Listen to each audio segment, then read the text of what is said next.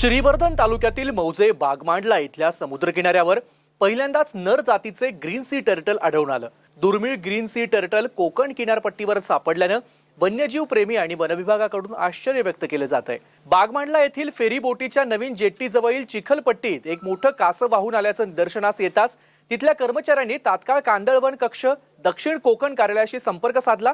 त्यानंतर वनरक्षक, कासव तज्ञ आणि कासव मित्रांनी घटनास्थळी भेट देत कासवाची पाहणी केली।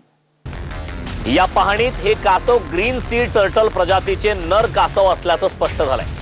अंदाजे 200 किलो वजनाच्या या कासवाची डोके ते शेपूट ही लांबी 6 फूट 3 इंच इतकी आहे, तर पाठीची लांबी 65 सेंटीमीटर आणि रुंदी 62 सेंटीमीटर, तर शेपटीची लांबी 36 सेंटीमीटर इतकी आहे। ओहोटीमुळे हे कासव किनाऱ्यावर वाहून आले असावं असा अंदाज वनविभागाच्या कर्मचाऱ्यांनी व्यक्त केला। कासवाच्या तपासणीनंतर त्याला कोणतीही दुखापत झाली नसल्याचं आढळून आलं।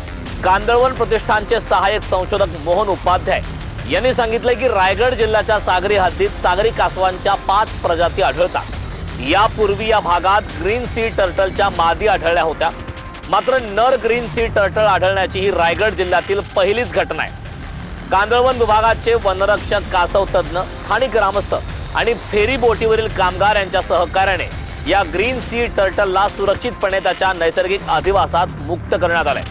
LS Marathi news, Raigad.